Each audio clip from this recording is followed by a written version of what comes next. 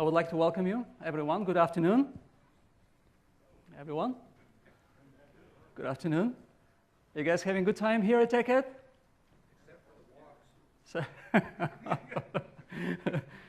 Okay. Especially if you don't know where you're going. Yeah, it's huge.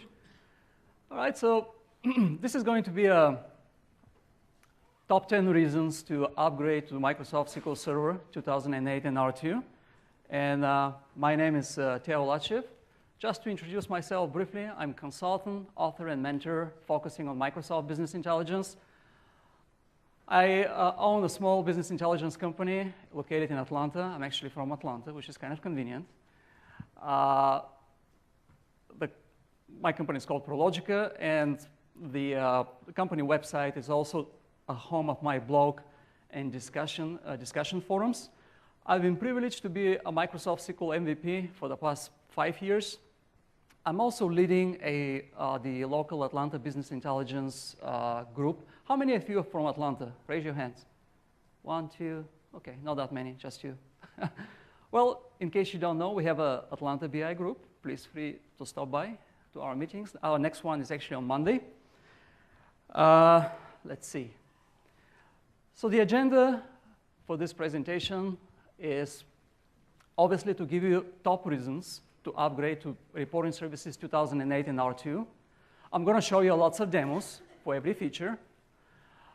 Let's just start with a quick poll. How many of you are using Reporting Services?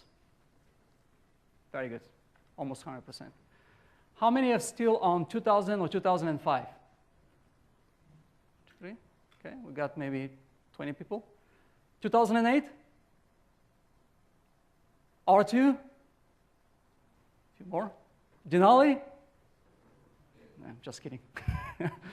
All right, so it looks like we have a good mix of audiences. Those of you who are considering moving to 2008 and R2, obviously this session is going to be for you. Those of you who are on 2008 and R2 already, it may benefit because you may find some features that you guys are not using yet. And those of you who are not using reporting services, looks like there's only a few of you who actually are not using reporting services, you get to see some of the cool features that we have in SSRS. All right, let's jump into it. Okay, reason number 1 for me to move to 2008 and R2. By the way, in the top right corner, for every reason, I have a star. That shows you which version of reporting services actually brings this feature. So this one is a 2008, reason number 1. And for me, the most important reason for people actually to move to 2008 or R2 is to take advantage of the flexible report layout options. So in 2000 and 2005, we had table, matrix, and list regions. And they were good, but they were not very flexible. For instance, especially in the area of cross-tab reports, I didn't have much controls over totals. I couldn't do step layout and things like this. So starting with 2008, we have a brand new control called Tablix. And you can think of Tablix as the best of table, matrix, and list regions combined. The good thing about Tablix is that it supports very flexible layout, such as dynamic columns, step layout, parallel independent groups. And also you can switch between layouts. For example, you may start with a tabular report, but then your requirements may change and you may be willing to switch to a cross-tab report. In 2000 and 2005, you didn't have another choice, but essentially to start from scratch. In 2008, thanks to this new Tablix control, you can just change your layout. You don't have to start from scratch. So what are the capabilities of Tablix? Well, let us do step layout. For example, you may have this report layout now in 2000 and 2005, but to minimize the width of the report, you might want to combine the row groups. In this case, I'm grouping by state, and then I'm grouping by city. But the report is getting very wide. The more things that I'm grouping on, the wider it gets. Instead, I want to collapse this report layout. So this is something we can do with Tablix. Also, you may have 2 reports The first one grouping by year, the second one grouping by product, and you might want to combine them into a one report that has parallel crossed-tab groups. So the first section groups by year, and the second section grouped by product. This is something we can do now very easily, kind of collapse, combine reports together. Also, tablets give us more control over subtotals. So for example, if you take a look at this report, this one actually does counts, sum, averages, but for some reason, I may not want to have counts and the averages in the details section. I might want to have them only in the subtotals. And we can do this starting with 2008. So let's go ahead and jump to the demo. I want to show you some of those things.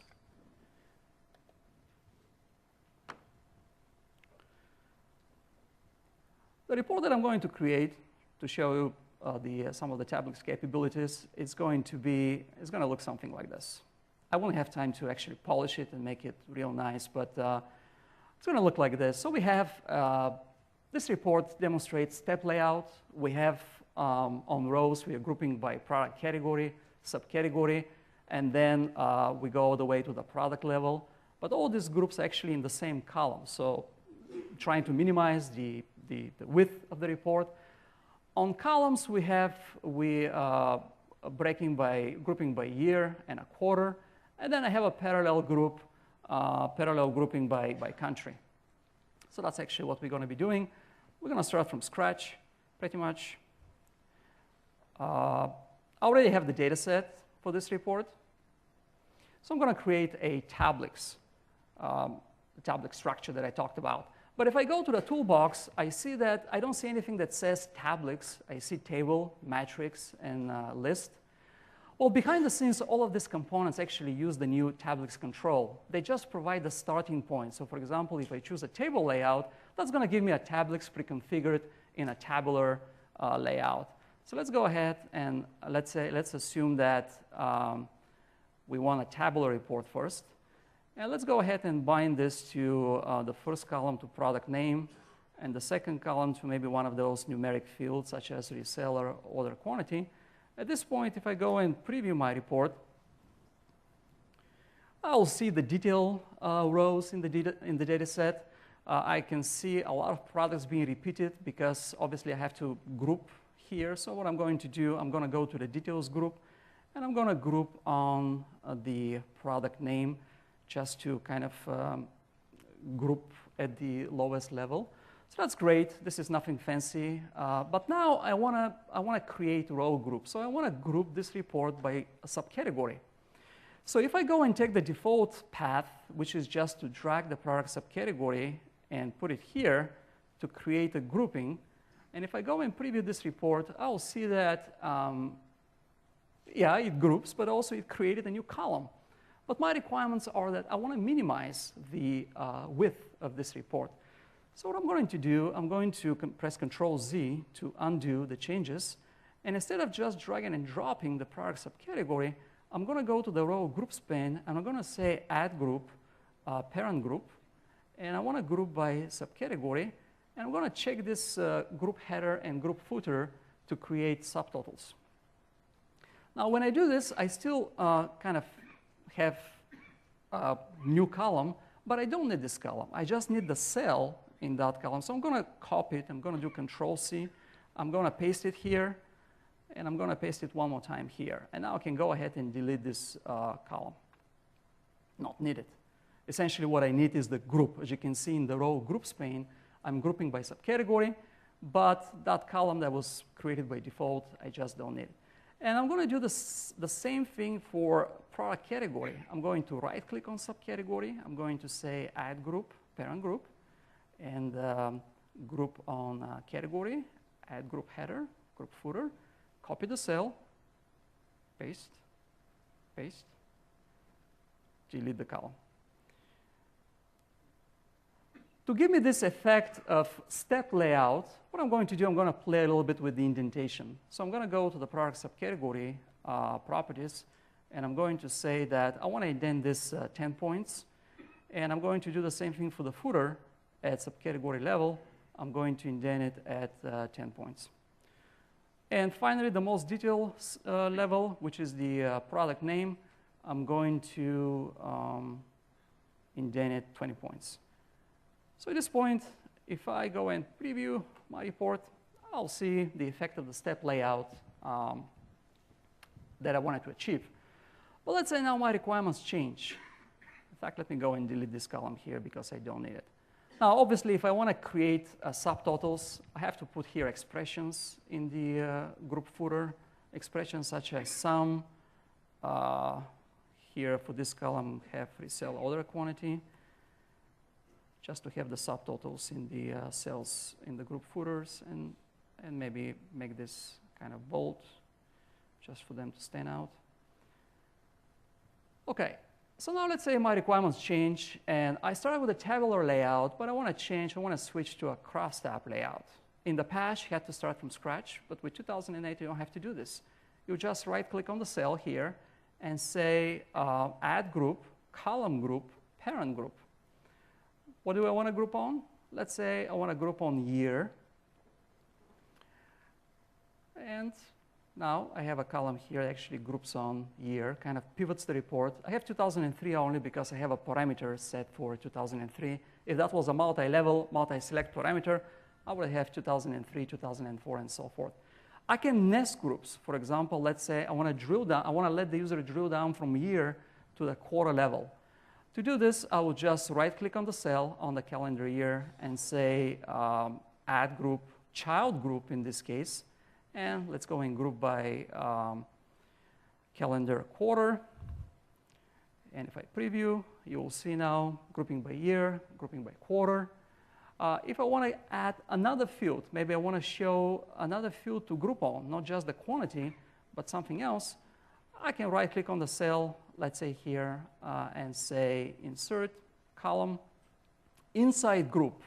Now, the important thing here is to say inside group because I want to be still in the scope of calendar quarter. I want to pivot on that. That's my innermost group. So I'm going to say insert column, inside group to the right. And here I can go and bind to maybe reseller sales amount. So now I've got a report that actually pivots on both reseller order quantity and the sales amount side by side. And I can keep on going. Let's say if I want to do a parallel group that groups on now territory, in parallel to calendar year, I can just right-click on the group that I want to create a new parallel group to and say add group, adjacent after, and then again repeat the same thing. What I want to group on, let's say on the region, that will create kind of a new parallel group. And these indicators here on top of the cells kind of help you to understand when I click on the cell, where is this cell located?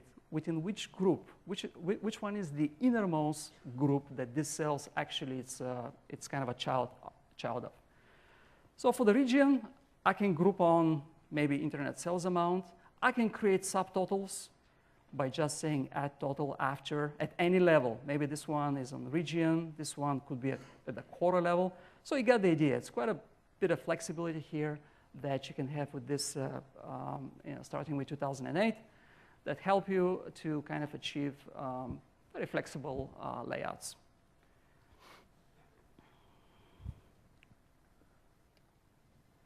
Let's move on to reason number 2. What could be that? Reason number 2 is the ad hoc reporting. How many of you have a requirement to let your business users author reports? Okay, got quite a few. That's actually one of the, if you follow Microsoft Business Intelligence, one of the, I would say, the most pervasive trends is self-service BI, letting business users to author their own reports instead of waiting for IT to produce reports from them. And starting with 2008, actually, the first version of Report Builder was introduced in SQL Server 2005, but it was very basic. It will just let business users create reports from predefined report builder models. So it was a good tool, very basic. People complain about it. Microsoft went back to the drawing board and said in 2008, we're going to redesign the report builder from scratch. We're going to take out the framework of the Visual Studio Report Designer, that full-featured report authoring tool, and we're going to decouple it, and we're going to build a new version of the Report Builder 2008 on top of it. So in 2008, we had the Report Builder version 2, and in R2, we have the version 3.0. In all versions, the Report Builder is implemented as a desktop application. Users can install it as a standalone installer. They can go and download it from Microsoft, or they can go to the Report Manager in SharePoint, click on the Report Builder button, and then the Report Builder is going to be automatically downloaded and installed on their machines. The Report Builder, starting with 2008, has a full RDL support. As I said, pretty much whatever you can do in the Visual Studio Report Designer, you can do it in the Report Builder. It supports all data sources, not only Report Builder models, so you can connect to Oracle, SQL Server, analysis services. Interesting implementation detail is that it actually supports 2 connectivity options. If the user creates a data source from scratch, specifies the server, the connection, then the Report Builder works in the client mode, kind of client-server mode, where all the rendering is happening on the client. The query is being executed against the server, gets the data back, but the rendering happens on the client. If the user chooses a data source that the report administrator has created and uploaded to the report server, then all the rendering and report previewing happens on the server, on the report server.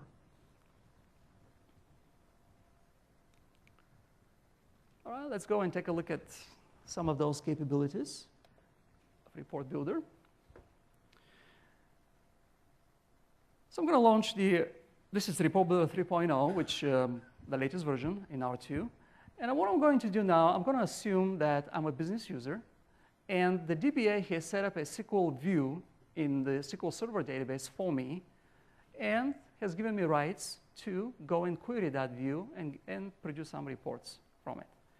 So what I'm going to do, I'm going to say that I want to create a tabular report. I'm going to create a data set from scratch.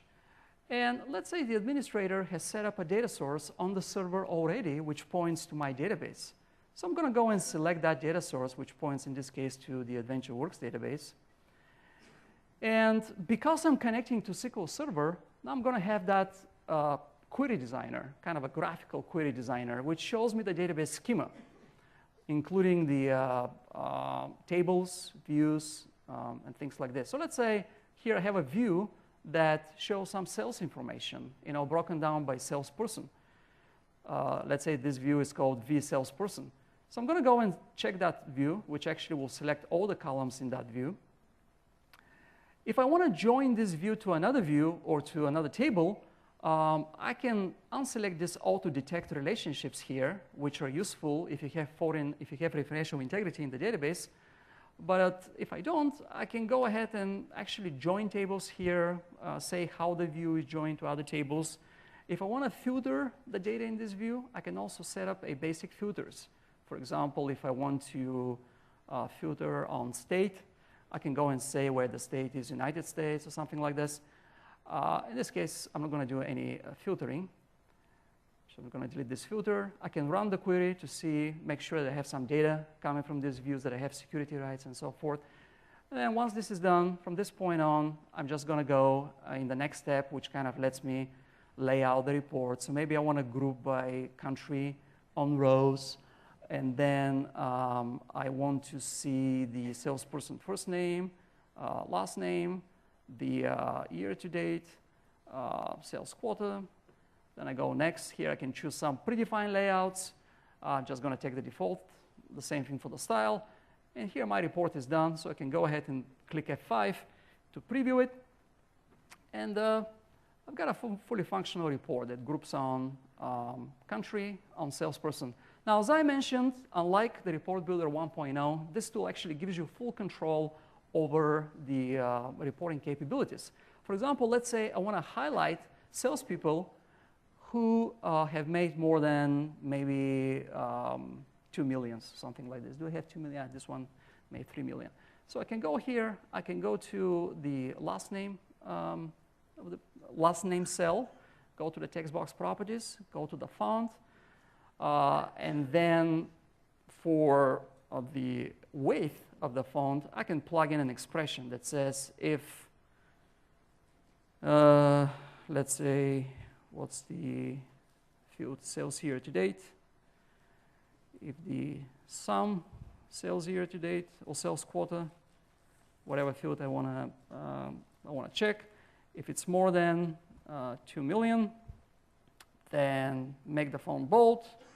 If not, keep it normal.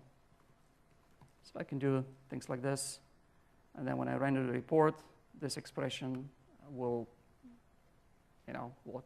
I think that actually I went on sales quarter, which actually is much lower. I should have actually checked on sales year to date, but you got the idea. You can use expressions to check the values and change the fields on the report. What about if you use analysis services? How many of you use cubes? Okay, quite a few. All right, that's good.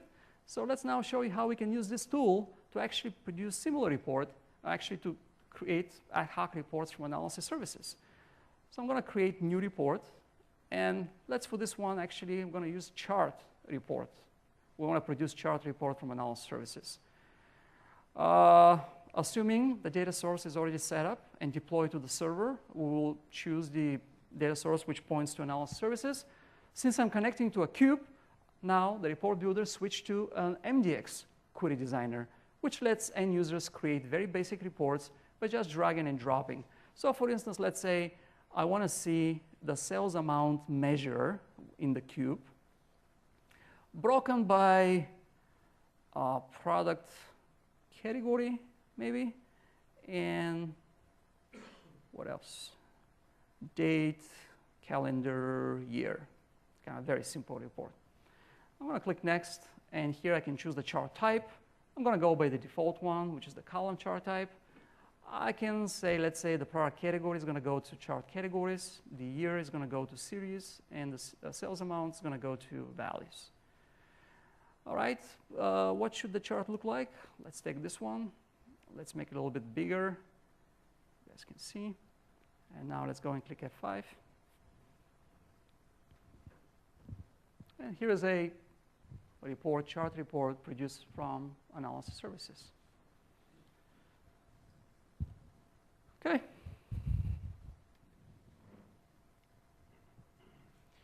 So this is a report builder and the ad hoc capabilities. One thing that I forgot to show you is that once the report is ready, the end user can save it locally to their local disk, local computer, or they can deploy it on the server, at which point the report becomes available to everybody who has permissions to actually go to the report server. Reason number 3 is data visualizations. Obviously, we want our reports to be good looking, and Microsoft had made a lot of enhancements starting with 2008 to kind of spice up, to let you jazz up your reports to make them better looking. In 2008, we have enhanced charting. We had a lot of new chart types, and also we had a brand new gauge region.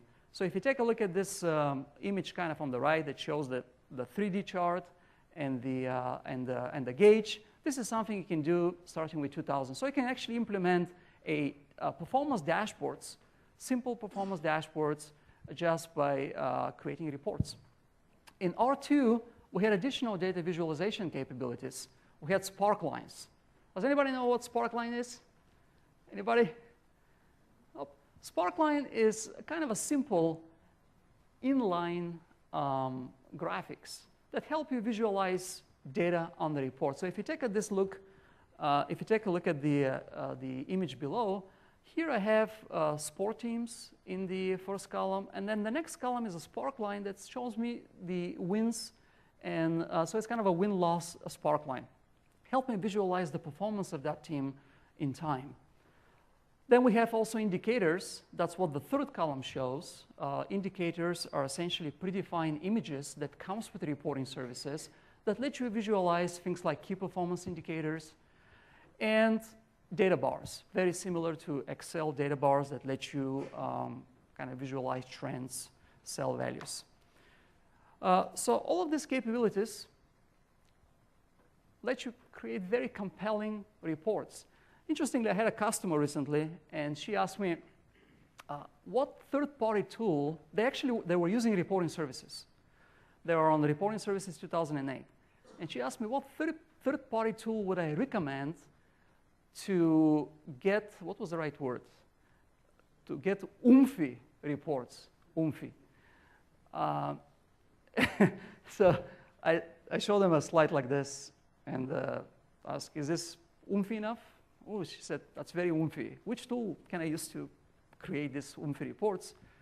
And that was reporting services. So actually, she pretty much had everything that she needed, but she just didn't know how to use it. So that's a different story. So let me show you some of these capabilities. With R2, I'm going to use the latest version, the R2, and I'm going to show you how you could create, how you can take advantage of indicators and spark lines. I'm going to go and create a very simple tabular report from analysis services. And the reason why I'm using analysis service is not because it has specific features for data visualization, but because it's very easy to create a data set from analysis services from scratch. So I'm going to go and say, I want, from the product dimension, I want subcategory. And I want to slice this by, actually, I want the sales summary, extended amount, sales amount. So I have a data set, a product subcategory, and sales amount. And for the trending purposes, I'm going to also add the year. I'm going to use that for the spark lines to show the trend later on. So that's the data set to start with. I'm going to click Next. I'm going to group on product subcategory and sales amount. I'm going to put this on values. I'm going to click Next. And I'm going to check the defaults here. All right, so now we've got a very simple report. Just go ahead and format this as decimal, no decimal places, 1000 separator. So this is a very simple report that shows the product subcategory and the sales amount. But now I want to visualize the trend. I want to see what's happening with this sales amount across years. So what I'm going to do, I'm going to go back to design. I'm going to add a new column to the right. And I'm going to insert spark line. So there are different types of spark lines, but I'm going to go with the default, the column type.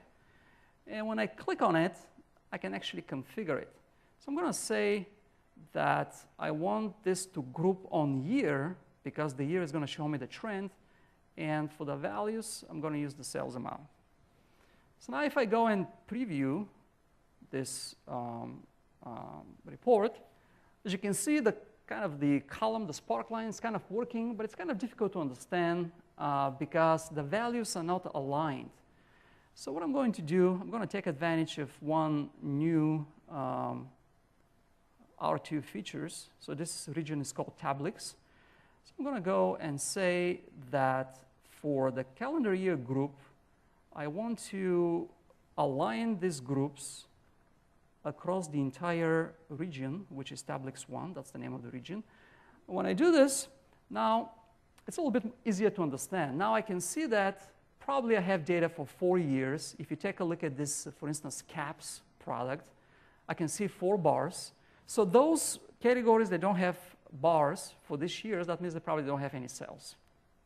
So now I can see this simple trend, for example, for the caps category, maybe in 2001.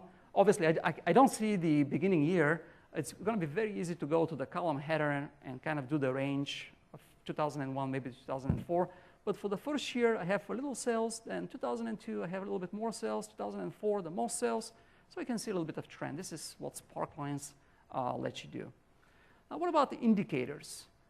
For the indicators demo, I'm going to go back to the data set, and I want to bring from analysis services a key performance indicator, which is called product gross profit margin. We're going to bring its value. And this is a percentage value, so it ranges from -1 to 1. I'm going to use that value to show you the capabilities of the indicators. So now that I added that field to the data set, I'm going to go and add a new column, and I'm going to bind it to the gross profit margin. But because that's a percentage, I cannot go and use the sum aggregation function here, because that's going to give me completely wrong results. Instead, I'm going to change this aggregation function to aggregate to request the summarized value from analysis services. And I got to do the same thing in here. Just change the aggregate function to the special aggregate function in reporting services. And of course, let's go and format this to percentage. So if I do this and preview the report, I've got the KPI value, but now I want to visualize it. So to do this, I'm going to go and add a new column, and I'm going to insert a indicator. So for those of you who struggled in the past, in 2000, 2005, 2008, to create your own images, that was kind of hard to do. You got to go and create your images, use expressions to set them. Right now, this is kind of all gone because just like Excel, reporting services has predefined image collection. So here are the images that come with reporting services. So you can choose, let's say, this shape. And I'm going to click OK. And I have to configure this indicator, just like I configured the spark line. I can say that this one actually is going to show me the product gross profit margin, and the aggregation function is going to be aggregate. So if I now go and preview this report, it looks like my indicator is working. But at this point, you may be asking yourself, well, how will this image know where to, how will the indicator know where to display green, yellow, or red? To demystify this, let's go to the indicator properties. And the default configuration of the indicator is percentage. And below there, we see the 3 bands. So it's going to be red when the value is between 0 and 33%. What does it mean? A reporting service is going to go and get the range of values across the entire data set, and it's going to divide it in 3 equal bands. So if the value falls between the 0 and the 33 percentile, then it's going to be red, and so forth. What about if I want to specify my own values? I can go and switch to numeric, and I can say if it's between -1 and maybe minus 0.8, then it's going to be this, minus 0.8 to maybe 0.5. It's going to be this. And then from 0.5 to 1, it's going to be this. So now I can actually define my own ranges, and then the indicator will change depending on what thresholds values I specified. So that was got a lot of things to cover, so I'm sorry for rushing through the demos, but we are on reason 3, and we've got more to cover. So the next one, yes? You got a question? Yeah, just when you show the KPIs, if you define KPIs in analysis services, sure. can you just bring those into reporting services? If I have so the question is, if I have a KPI in analysis services, can I bring them in reporting services? This is what I showed you, right? This KPI was defined in analysis services, and I reused that KPI straight from the cube. Is that what you're asking, or? That was already a KPI in analysis. Yes. Yes, it is. It was. Again, it doesn't have to be an analysis. It doesn't have to be a cube. You can visualize any value from any data set. But in this case, I decided to choose analysis because it provides excellent support for key performance indicators. The reason number 4 is going to be mapping. How many of you have a requirement to do geospatial reporting using mapping? All right, we've got quite a few people. That's good. So in R2, this is an R2 specific feature. Microsoft added a brand new region called map region that lets you visualize geography or geometry data types. This region is very interesting. It's unlike any other data region in the reporting services because it supports multiple layers. So layer 1 can be, let's say, a Bing map that shows you the whatever area of the world you want to visualize. Then the second layer on top of it can be something else, maybe the sales, or maybe like what this map shows here, can be routes. Maybe airline routes or whatever you want to visualize. You kind of can put layers on top of layers to produce very compelling maps. As far as data sources, we support Esri shapefiles, SQL Server data types. Reporting services comes with its own predefined maps. And also, there is support for Microsoft Bing. And I'm going to show you demo for this real quick.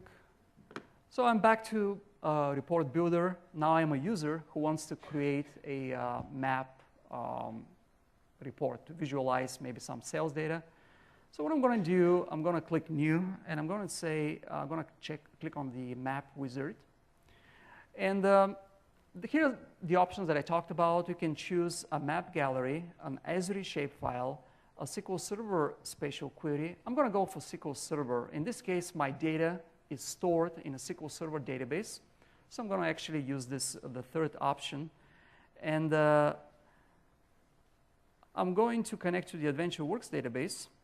But let's say, instead of creating the query from scratch, let's say somebody has given me the query. So I'm going to go and import this query.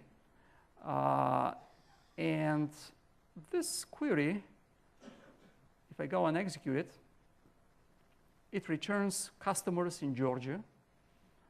For every customer, I have the customer address, the city, postal code. But the most interesting column is this spatial location column that gives me the address as a coordinate, as a latitude and longitude pair of coordinates.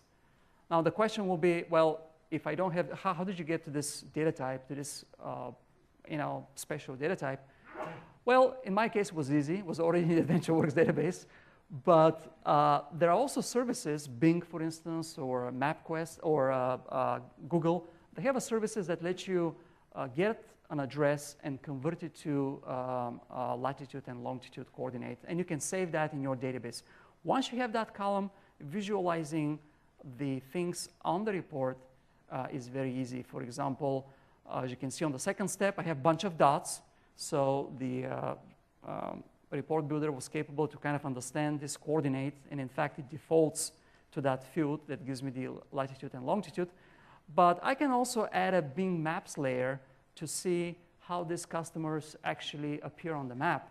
And as far as Bing Map, I can do anything that I can do online. I can do aerial visualization or hybrid visualization. And then on the next step, I can choose, do I want to add additional information to my map? For example, if customers have sales, maybe I can use a bubble map to visualize their sales as bubbles. The bigger the bubble, the more sales they make. But in this case, I don't have sales, so I'm just going to choose the default, choose the layout here, and finish. And now here is the map. I can go and preview it. And now we got a report that shows the customer in Georgia plotted on the Bing map. A piece of cake, isn't it? It's very, very easy. Now, for those of you who actually did not raise their hand because you don't have requirements to do a geospatial, at this point you may be thinking, oh, this is not for me, right? I mean, I don't have this requirement. Why should I bother about map? Well, the thing is that, as I said, the map region supports also geometry data type, and that gives you a lot of possibilities there. And just to show you this, I'm going to show you something that I did over one weekend. My kind of try to produce a heat map report using reporting services. Looks very pretty, isn't it? But what it does actually is kind of shows you something that we call a tree map. On the left side, the bigger the rectangle is, the more sales this company has made. And this company has actually made the most sales are on the left side of the report. And then the more red the rectangle is, that means that they have made lesser sales. So the way I've implemented this report, I don't have time actually to go through the details. I have a blog about it. But what I did actually, once I had the customer sales data, I programmatically created these rectangles and saved them into a SQL Server database. And from there, I used the map region to plot those rectangles. So anything, what I'm trying to say is that anything you can plot on the planner coordinate system as rectangles, lines, squares, you can actually use the map region to visualize it. So I've seen very compelling demos. For example, I've seen a report that shows the floor plan of a building using the map region. So there's a lot of capabilities in there.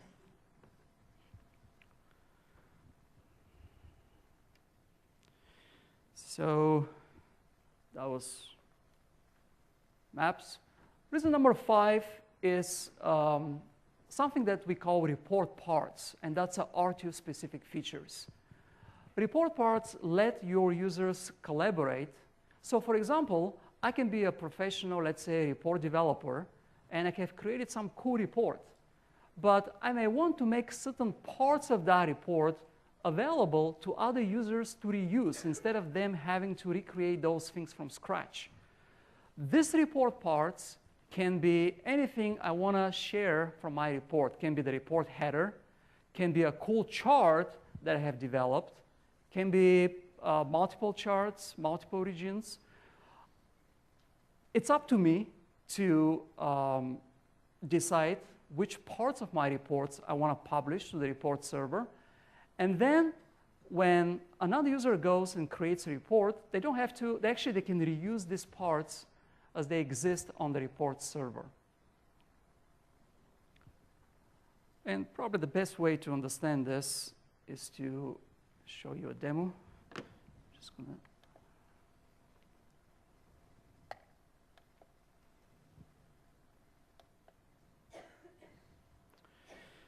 So let's say I'm Bob, and Bob is a professional developer. He works for, let's say, MIS department. So Bob has authored a report that shows some information, some sales order information. And just like a typical sales order report, it has a order header and order details. But now Bob has also created this page header with the company logo and the parameters and all of this. And he wants to publish this. So if Alice, and Alice, let's say, is a business user, if she wants to create a report, she can reuse that page header as it is. So what Bob is going to do, he will go and say, publish report parts. And when he does this, now this dialog is going to show him all the elements on the report that are publishable as a report part. So some of those are not publishable because they contain custom code using the code keyword. And we have a limitation in reporting services that these things that have actually custom code cannot be publishable, but everything else is publishable. And the interesting thing about this is that, for instance, if you decide to publish a chart, not only the chart gets published as a report part, but also all the supporting information, the data set, where the chart gets the data from, parameters, if that data set is parameterized. So this whole thing becomes kind of a self-encapsulating. And when the other user goes and adds this thing on their report, then it just kind of works. So in this case, I just want to publish only my header, standard header information. I could provide some description, and then I can say OK. Once I do this, I can go ahead and deploy this report to reporting services, to the report server. And once I deploy that report, as a part of deploying the report part also is going to get published.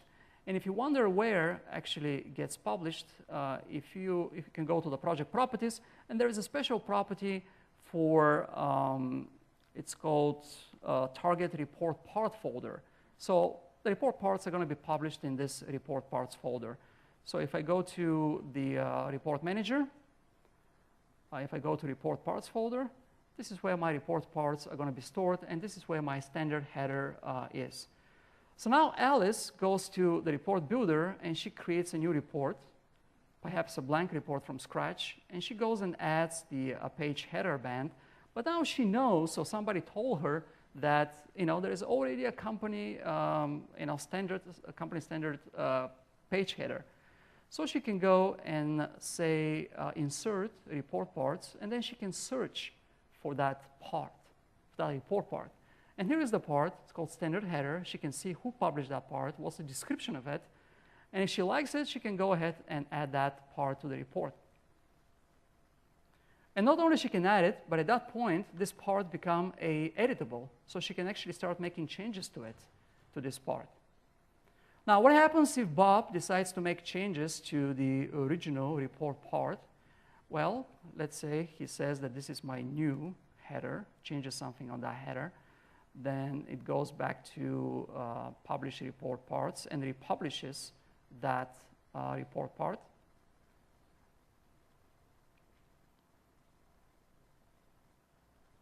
And then now, when the next time Alice goes and opens this report, or when she goes and says check for updates, she's going to be notified. She's going to actually see that this part has changed. She can click on view updates, and then she can see again who changed that part, the description of the change, maybe if Bob decides to put some description, then she can check and say, okay, I want to accept the changes to my report. And once she does this, the report part gets refreshed. Now, if she's made any changes to that report part, those changes are going to be wiped out also if she decides to replace the report part.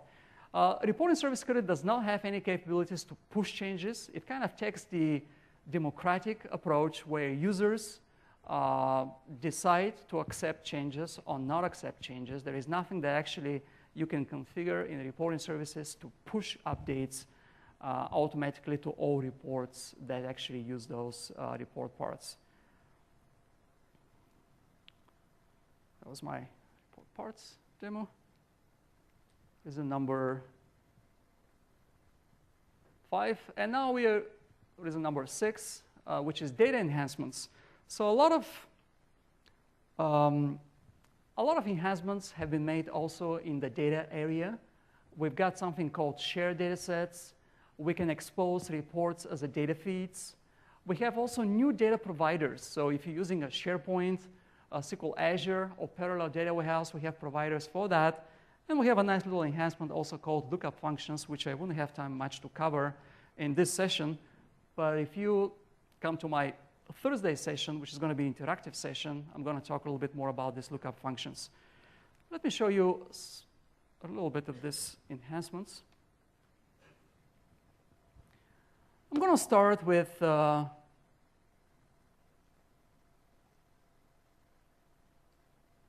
shared datasets feature.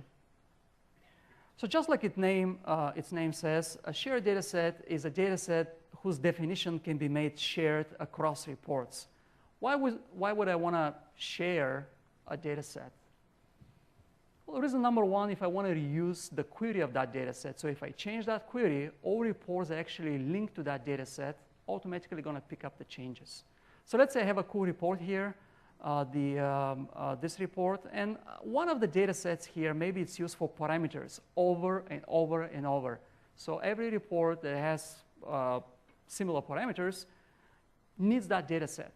So what I can do in R2, I can right-click on this dataset and say, convert to a shared dataset. And once I do this, the dataset definition gets actually added to the shared datasets folder. And there's a special icon here in the report data window, kind of an arrow icon, that actually shows me that this dataset is now shared dataset. So you can use shared dataset just like any dataset. You can specify query, parameters, filters, and things like this.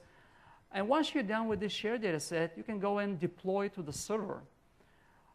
And there is a special property on the project properties called target dataset folder, which actually tells you where this dataset is going to be deployed.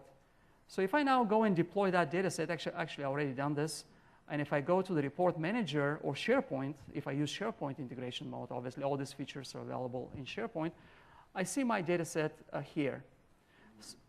So now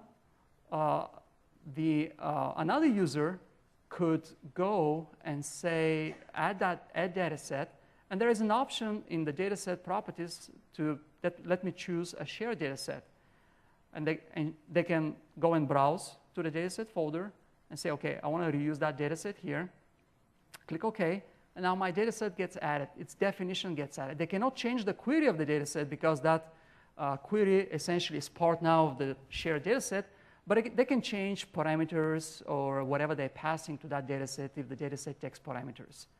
So one reason, again, to use shared data sets is to promote reusability for data set queries and things like this.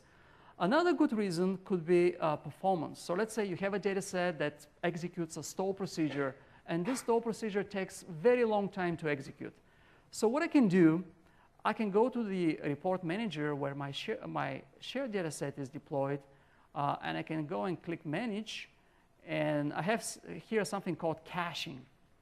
Now, as you can see, I have an error message here called credentials used to run this shared data set are not stored, so I cannot take advantage of this caching option. That's because my data source is using Windows security. But if let's say if I'm connecting to SQL Server and I have standard login and a password, then this error will not be there, and I can go ahead and establish caching plan. For example, I can say every day go and execute that stall procedure, get the result, and cache it on the report server. So the user, when the user goes and runs a report that uses that shared data set, will not incur this performance overhead by executing the stall procedure if it takes very long time. So performance would be another good reason for using shared data sets. Another thing that I want to show you, another interesting thing that the reporting services has added to R2 is exposing reports as data feeds. Does anybody know what data feed is? OData, do you guys know what this OData protocol is? Not many people know. Do you know what Power Pivot is? Okay, very good. Okay, so Power Pivot is an analysis services tool that came from analysis services for self-service BI that can consume data from pretty much any data source because it has very impressive data import capabilities. And one of the options is to import data from R2 reports. So let's say I have a report here, maybe employee sales summary report, one of the standard AdventureWorks report. I want to get the data from this report. Now, you probably recall, for those of you who use reporting services, I can export the data as CSV or Excel, but also in R2, I have this new icon here that let me export that data as a data feed. And if I click on this icon, and if I have Excel 2010 with Power Pivot configured on my machine, then it will be automatically recognized by the reporting services, and it's going to automatically go to the data import wizard. And now it's going to ask me, well, on this report, you've got 3 regions. You've got one chart, second chart, and a tablix. Which regions you want to import data from? And the interesting thing is that I can import data also from data visualization components, such as charts. So let's say I'm going to select all regions. I'm going to click Finish, and now I've got Power Pivot is going to import the data into the Power Pivot in Excel. And from that point on, I can go and do some analysis with that data. I can analyze it, link into other data, maybe if I have from analysis services or my data warehouse. I can create some pivot charts, everything that Power Pivot lets you do. So this is the exposing reports as data feeds. How many of you are using SharePoint? Okay, very good. A lot of you, very good. You're in the right place. You'll see a lot of things actually being pushed to SharePoint, a lot of BI stuff. So if you want to produce reports from SharePoint, now we have a provider for SharePoint. So if I go and configure my data source, I will see that I have a new provider here called Microsoft SharePoint List. And once I select that provider, I can specify my SharePoint site. And once I've done this, I can go ahead and create a data set that uses this, this provider, this connection string. And if I click on the query designer, now it's going to show me all the lists in my SharePoint site. So I can go ahead and say, okay, maybe I want to see the announcements. And that's it. At this point, we're actually querying SharePoint, and we are bringing data from SharePoint.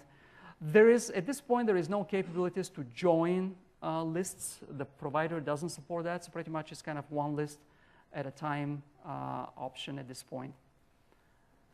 So this is the SharePoint feature. And I think that wraps my data enhancements. Reason number 7 will be robust report platform. A lot of work has been done in 2008 in R2 to make reporting services more robust and more scalable. Specifically, Microsoft put a lot of effort in 2 areas. First, there is no dependency on IIS starting with 2008. What that means for you is that you can configure reporting services more easily starting with 2008. You don't have to deploy IIS. You don't have to worry that an application that actually requires IIS, a web application, may render reporting services inoperable. Then also you have a better resource management. Starting with 2008, you can configure the memory utilization of reporting services. That wouldn't have been possible if reporting services has a dependency on IIS. And finally, there is a simplified deployment and adoption. Many organizations have a very strict policies about deploying IIS. For example, DBAs most likely will not let you deploy IIS on a database server just because you want to have reporting services running on it. And the second area is scalable report engine. How many of you are running very large reports that may take thousands of pages? Does anybody have such requirement? Okay, I have a few. So there were this one turned out to be more common scenario than originally expected. People run huge reports. And in 2000 and 2005, the chances are if you have very large reports, you will get out-of-memory exception. To address that, in 2008, we redesigned the report engine. The reports are not memory-bound anymore. The renderers, the export formats have been redesigned. So in other words, what it means for you is just by moving to 2008 and R2, you will get probably 3 to 4 times more scalability than previous releases. A little bit about the memory utilization. I don't want to go in details. This is actually a 2000 level session, but you can also configure the memory utilization. That wasn't possible before. Starting with 2008, we have settings that we can set up in a report server configuration file that tells the report server how much memory you can consume. You can also configure memory zones such as high memory pressure, medium pressure. Reporting services actually has different behavior based on these zones. For example, if it goes to a high memory pressure zone, it refuses new connections, and all of this is configurable. Let me show you just a little bit of this. Actually, there isn't much to show about scalability. I have another session actually in the immediately after this in room 201, where I'm going to be talking about load testing, reporting service, analysis service. So we're going to be talking more about this. But for now, what I want to do is to just to show you that starting with 2008, we have obviously a Windows service for reporting services, just like analysis service in database engine. In the past, in 2000 and 2005, that service would only take care of background processes, such as subscriptions. Starting with 2008, the report manager, the report server, and the background processes all encapsulate in a single service again, no dependency on IIS. And the other thing that I want to show you real quick is if I go to the reporting services installation folder, and if I open the configuration file, I just want to show you these settings that I talked about. So if I go and search for memory, not the first, but maybe the second, I've got things like memory safety margin, memory thresholds. This is the settings that actually let you configure the memory utilization of the report server. So that was a very quick demo. We almost got to be. Okay, so that was the scalability. Reason number 8, we have a rich formatting support. In 2008, Microsoft enhanced the text box control, which is probably one of the most used controls to make it more flexible. So you don't have to, for example, if you have a requirement to mix static and dynamic text or to change the formatting inside your text, you don't have to actually keep on creating new text boxes and adding new text boxes to your reports and to get the text box kind of explosion. Instead, you can kind of consolidate text boxes starting with 2008. And you can think, in fact, as the text box control in 2008 as Microsoft Word document. Just like Microsoft Word, you can have paragraphs, you can format words independently, and moreover, if you have a HTML or cascading style sheets format specifiers inside your database or inside your data set, you can carry those things to reporting services. Let me go and show you real quick some of those capabilities. So here I've got a report, a very simple report that takes a parameter where the user can specify a value. And then it has 2 sections. The first section is a static text, which has format specifiers. And the second section does the same thing, but it gets it from a database. So one thing that I want to do is when the user changes the parameter value, I want to show this on the report. So instead of creating a new text box, I'm just going to go and say, OK, this is going to be my parameter. And I can drag the parameter from the report data. I can change the formatting any way I want. For example, I can make this some kind of a obnoxious color. And this too. So as you can see, I can format things inside. This is still one text box. I can format things inside text box any way I want. I can mix static and dynamic text. And so when the user changes the parameter value, I can show on the report. Now, what about if my text has some format specifiers? For example, P as a new paragraph, B for bold, and so forth. What I can do, starting with 2008, I can select that text. I can go to the text box properties, and I can say, interpret this as HTML tags. I can do this, and then I can do this also if the data is coming from a data set. I can do this also as well. So it doesn't matter if it's a static or dynamic text. So now if I go and preview my report, you will see this text actually formatted. So things like headers, bold, italic actually get carried to the reporting services text boxes.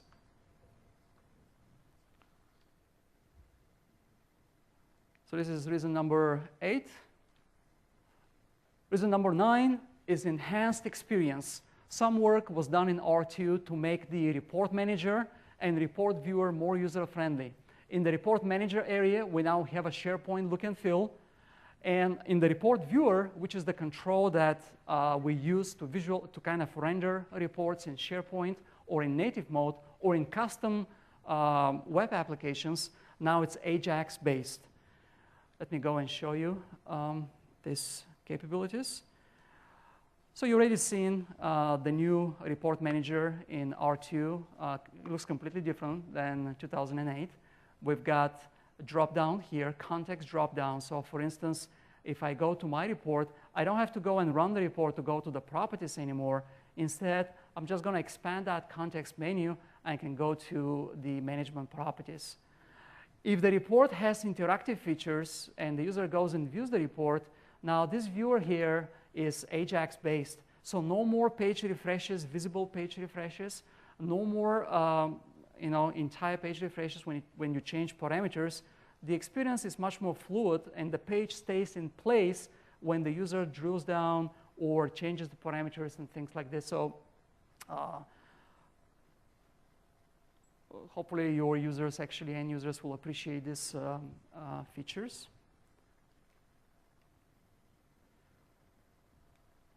That was for the report experience. And finally, reason number 10, I kind of bucketed some of the other things that I didn't have enough place to put in for miscellaneous enhancements. Here we have some of the things that actually will help you remove limitations from the past, such as page break enhancements, determining the export format and changing the layout based on if you export to Excel, to Word, and so forth.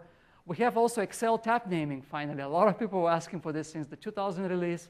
Finally, we can name tabs when we export to Excel. We've got true vertical text and export to Microsoft Word. I'm going to show you some of those capabilities. Kind of running a little bit out of time, so I'm just going to show you the finished report. Actually, let me just, I think this won't take much time. So here we have one of those standard AdventureWorks reports. I'm going to use this report to show some of the new page break capabilities. The first thing that I'm going to do, I'm going to go to the page breaks and say between each instance of a group, this is nothing new. We had that in 2000 and 2005. But let's say now I want to name the pages. When I export to Excel, I want every tab in Excel to be named. So now we have a new property called page name, which is a category-specific property. So if I go to the properties of that category group, I will see a page name property, and I can go here and specify an expression. And in this case, my expression is going to be the field that I'm grouping on. So once I've done this, and I go and preview this report and export it to Excel, and let's go and put it into some folder here, and go and view this report.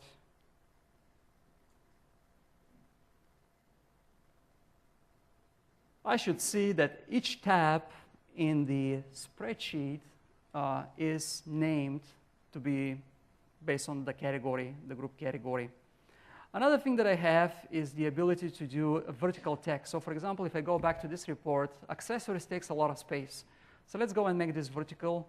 I'm going to select this, and there is a new property here in the writing mode called rotate 270. Most likely what I want to do also once I made that change is to align in the center, and now I can go ahead and reduce the space. And if I go and preview this report, now I see the truly vertical text that wasn't possible before R2. And finally, I can export to Microsoft Word. If I want to do that, there is a Microsoft Word export option. So these are some of those things that actually will make your life easier. I've got many more of this actually in my interactive session. I'm sorry for giving you a teaser here, but we're kind of running out of time. So let's just go and wrap up this presentation and give you time for questions that you may have. So in the summary, reporting services is getting more and more feature-rich.